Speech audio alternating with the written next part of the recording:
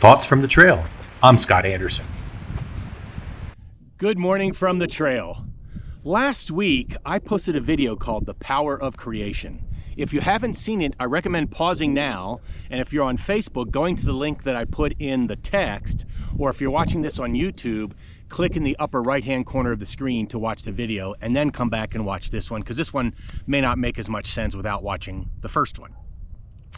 Anyhow, during that video, I discussed how we sometimes can lose track of ourselves and times and our body when we're in a creative process.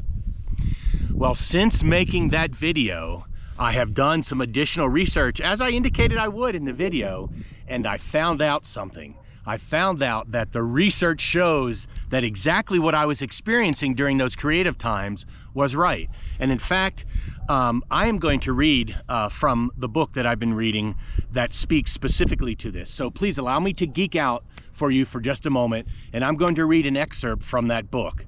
It is a little bit geeky and a little bit technical, but it's juicy and helpful, and I think it's worth it. So here it goes. It's kind of lengthy.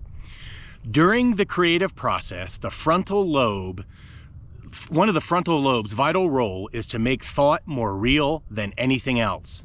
And when we're in a creative state, the frontal lobe becomes highly activated and lowers the volume of the circuits in the rest of the brain, so that little else is being processed but a single-minded thought, as in the creative process.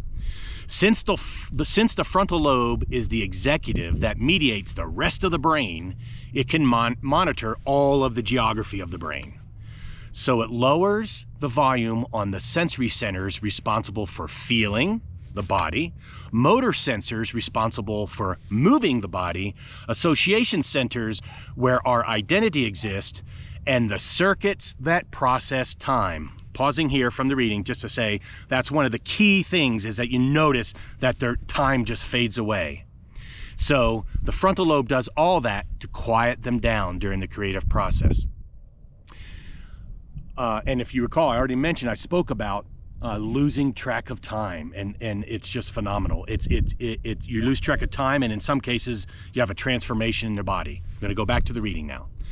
With very little neural activity, we say that there is no mind to process sensory input, no mind to activate movement within the environment, and no mind to associate activities with time. Then we have no body. We have become no thing. We are no time. We are in that moment pure consciousness. With the noise shut off in those areas of the brain, the state of creativity is one which there is no ego or self as we have known it, and I have found that to be totally true. When you are in creation mode, the frontal lobe is in control. It becomes so engaged that your thoughts become your reality and your experience.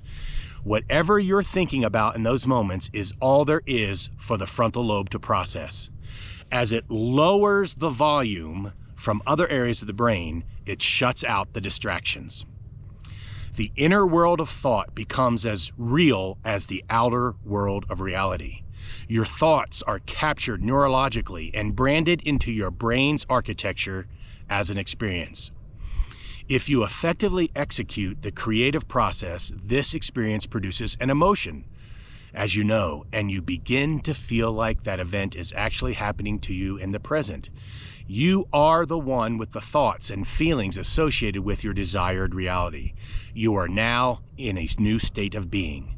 You could say in that moment, you are now rewriting the subconscious programs by reconditioning the body to a new mind.